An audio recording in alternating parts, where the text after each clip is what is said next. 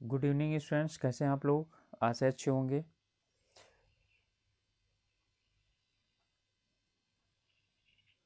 हम आज भारतीय राज्य व्यवस्था से संबंधित कुछ प्रश्नावलियां करेंगे। ये ऐसे प्रश्न हैं जो किसी न किसी परीक्षा में पूछे गए हैं। तो आप सब लोगों का आपके अपने ऑनलाइन प्लेटफॉर्म प्रयाग एकेडमी में एक बार फिर बहुत बहुत स्वागत है। चलिए तो शुरू करते हैं हम भारतीय राज्य व्यवस्था।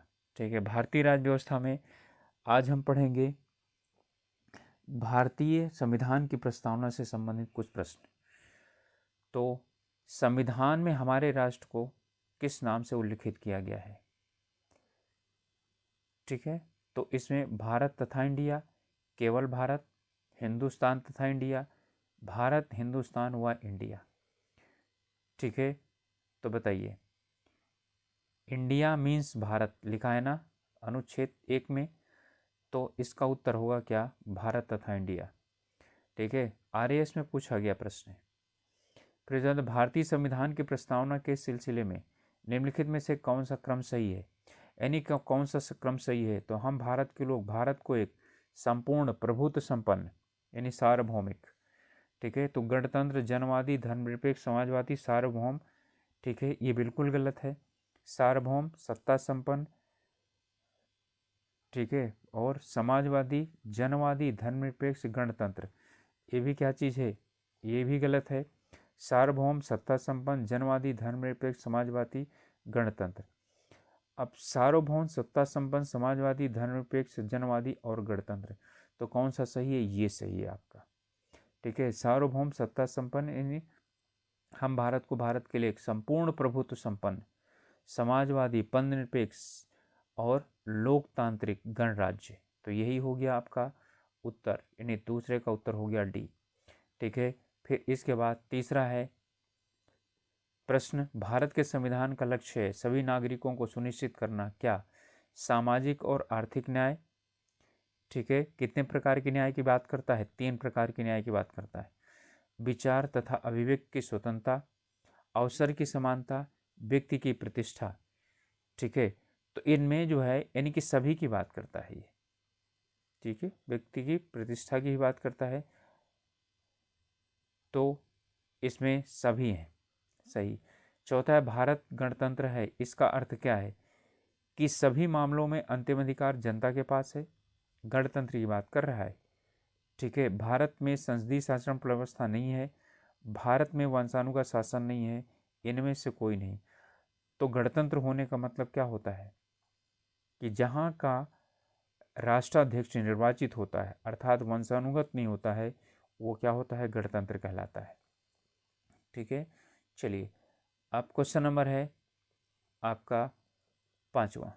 भारत में लौकिक सार्वभौमिकता है क्योंकि भारत की प्रस्तावना आरंभ होती है प्रजातंत्र भारत के संबंध में जनता के जनतंत्र से, जनता के लोकतंत्र से, ठीक है, हम भारत के लोग से।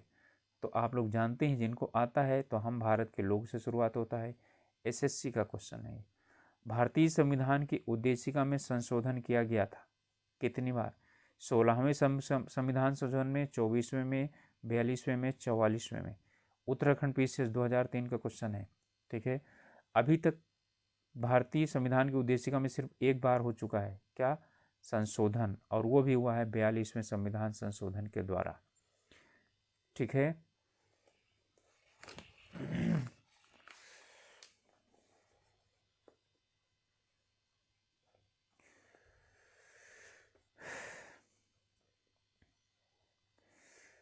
चलिए अगला क्वेश्चन है क्वेश्चन नंबर 7। भारतीय संविधान का कौन सा भाग संविधान की आत्मा कहलाता है? मूल अधिकार, नीतिरक्षक तत्व, उद्देशिका या संवैधानिक उपचार। ठीक है, तो डॉक्टर भीमराव अंबेडकर ने इसे यानी कि संविधान की आत्मा किसे कहा है? उद्देशिका को। ठीक है, तो उद्देशिका इसका आत्मा है। भारतीय संविधान की प्रस्तावना में जिन आदर्शों और उद्देश्यों की रूपरेखा दी गई है उसकी व्याख्या की गई है, किसमें की गई है? मूल अधिकारों में। देखिए, आदर्शों और उद्देश्यों की रूपरेखा किसमें की गई है? मूल अधिकारों में, नीति निषेधक तत्वों में, मूल अधिकार निषेधक तत्व दोनों में, और कर्तव्यों में, संविधान में कहीं नहीं। ठीक है, देखिए इसमें जो है, जो दिया गया है, तो आदर्शों उद्देश्यों की रूपरेखा दी गई है। ठीक है, प्रस्तावना यानी कि भारत संविधान की प्रस्तावना में जो आदर्श और उद्देश्य निरूपित किए गए हैं उनकी व्याख्या कहाँ की गई है? मूल अधिकारों में, निरक्षक तत्वों में और कर्तव्यों में। ठीक है, ये आईएएस का क्वेश्चन है, संभल करके इनका उत्तर देना होता है। कल्याणकारी राज्य का उद्देश्य क्या होता है? कल्याणकारी राज्य का मतलब वो राज्य जो क्या करे, अधिकाधिक जनता का कल्याण करे। तो अधिकतम संख्या का कल्याण सुनिश्चित करना, कमजोर वर्ग का कल्याण का प्रबंध करना, सभी नागरिकों को स्वास्थ्य सुविधाएं उपलब्ध कराना, उपरोक्त में से कोई नहीं। ये भी आईएएस का क्वेश्चन है, इसलिए बहुत ध्यान से समझ करके तभी इस प्रश्न का क्या दिया सकता है उत्तर। मैंने क्या बताया कि अधिकतम लोगों का कल्याण करना, कमजोर वर्गों का ही सिर्फ कल्याण का प्रबंधन करना नहीं, ये सभी नागरिकों को स्वास्थ्य सुविधाएं उपलब्ध करना नहीं, अधिकतम संख्या का कल्याण निश्चित करना, कल्याणकारी राज्य की बात करता है। निम्नलिखित में से कौन सा भारत राज्य का सबसे महत्वपूर्ण तत्व है?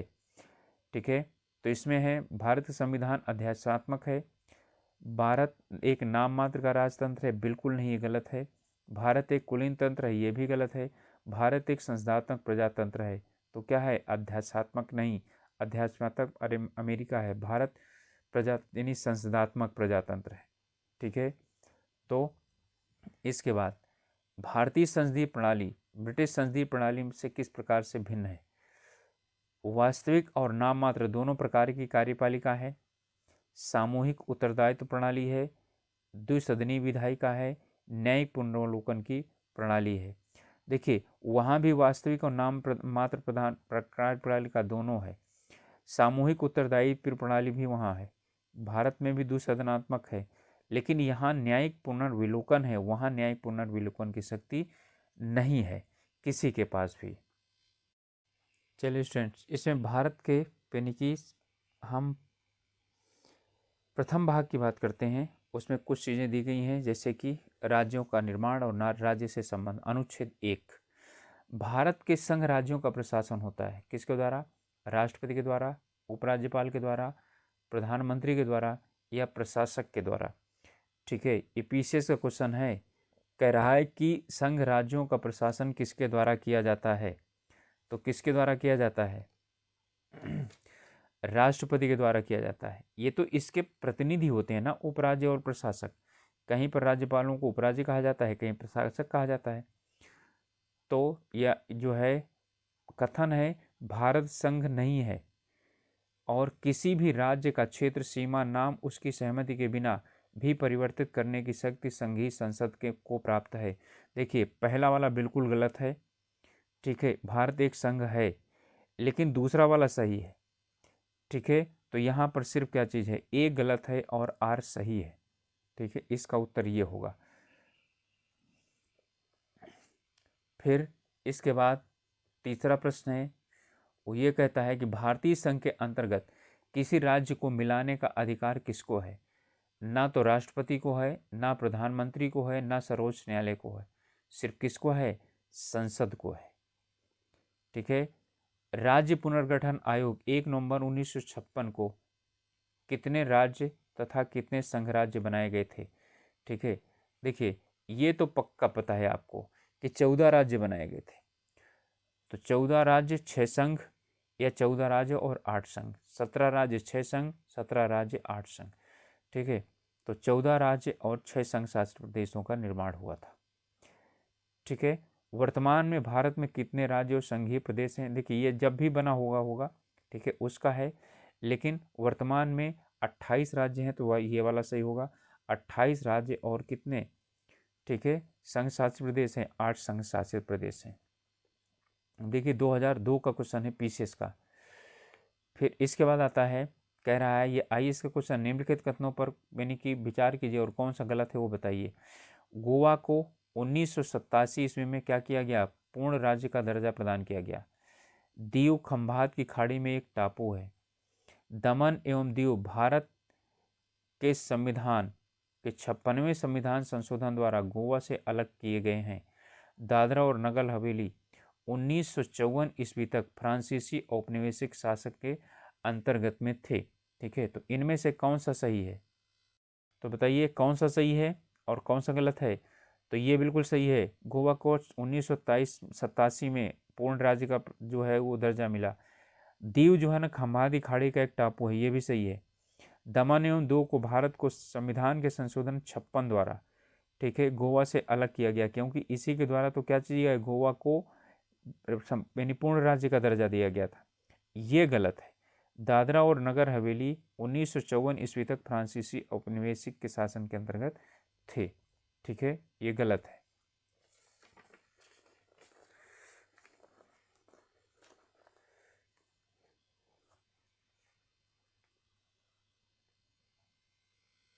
ठीक है, अगला प्रश्न है, सिक्किम भारत का एक राज्य कब बना? ठीक है, जो सिक्किम है वो भारत का राज्य कब बना था? वो बना था 30वें संविधान संशोधन द्वारा, 32वें या 35वें या 42वें। 42वें तो बिल्कुल भी नहीं था, 32वें भी नहीं था, 35वें द्वारा था। ठीक है, तो सिक्किम को 35वें संविधान संशोधन द्वारा भारत का राज्य बनाया गया। बिहार को काटकर एक पृथक वनांचल राज्य का बनाना संभव है। ठीक है, देखिए बिहार को काटकर एक पृथक वनांचल राज्य कैसे बनाया जाएगा? राज्य विधानसभा में कानून पारित करके, राज्यपाल द्वारा अध्यादेश जारी करके, संवैधानिक औपचारिकता को समाप्त करके, या इनमें से कोई नहीं। ठीक है, तो इनमें से कोई नहीं उत्तर होगा। संविधान यानी संविधान संशोधन करना पड़ेगा, उसमें राज्य विधानसभा द्वारा कानून पारित करने के बाद, ठीक है, उसमें संविधान में संशोधन करेगी संसद।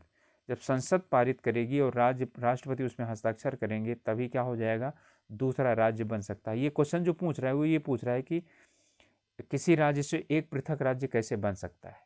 ठीक है, तो उसमें संसद ही बना सकती है। ठीक है, इनमें जो है ना कोई वो और दूसरे उत्तर सही नहीं है। ठीक है, चलिए, नीचे दिए हुए राज्यों के में भारत संघ के संपूर्ण राज्य का दर्जा प्राप्त होने का सही काल क्रमानुसार कौन सा है? पहला सिक्किम को, फिर अरुणाचल को, नागालैंड, हरियाणा। ये आईएएस का क्वेश्चन पक्का होगा, हाँ आईएएस का ये। नागालैंड, हरियाणा, सिक्किम, अरुणाचल प्रदेश, सिक्किम, हरियाणा, नागालैंड, अरुणाचल प्रदेश, नागालैंड, अरुणाचल प्रदेश और सिक्किम, और तब उसके बाद क्या, हरियाणा। ठीक है, देखिए इसमें सबसे पहले नागालैंड आएगा, उसके बाद पंजाब का विभाजन किया गया, हरियाणा बना, फिर सिक्किम, और फिर सबसे बाद में अरुणाचल प्रदेश। ठीक है, इसे जो है ना ये इसका क्रम होगा, नागालैंड, हरियाणा, सिक्किम और अरुणाचल प्रदेश। भाषाई आधार पर कौन सा राज्य सबसे पहले बना? महाराष्ट्र, मध्य प्रदेश, आंध्र प्रदेश, कर्नाटक। ठीक है, तो कौन सा बना? आंध्र प्रदेश भाषाई आधार पर बनने वाला सबसे पहला राज्य था। सरकारी आयोग गठन किया गया था किसके लिए? समीक्षा करने के लिए। राष्ट्रपति और प्रधानमंत्री के मध्य संबंध, बिल्कुल गलत। विधायिका और कार्यपालिका के संबंध, ये इसके लिए कोई आज तक जो है ना आयोग नहीं गठित हुआ। कार्यपालिका और न्यायपालिका के संबंध में कोई भी नहीं गठित हुआ।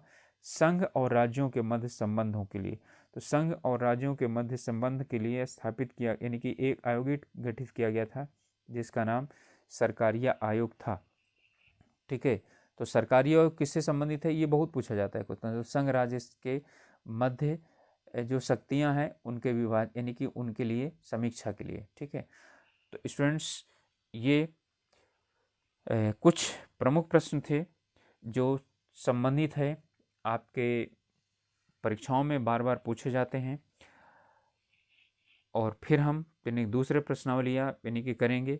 और आप लोग तब तक अपनी तैयारी अच्छी तरीके से कीजिए और अपना ख्याल रखिए, परिवार का ख्याल रखिए। और एक रिक्वेस्ट है कि आप लोग इस चैनल को, यदि आपको अच्छा लगता है, ठीक है, तो सब्सक्राइब कीजिए, लाइक कीजिए, अच्छा नहीं लगता तो डिसलाइक कीजिए, और दूसरे लोगों को तक जो आपके ग्रुप में हैं उन्हें प्रेषित कीजिए, जिससे कि यदि कुछ लोग तैयारी करना चाहते हों तो हम लोगों के साथ मिलकर के तैयारी कर सकें। ओके स्टूडेंट्स, मिलते हैं अगले वीडियो में, तब तक के लिए ऑल द बेस्ट।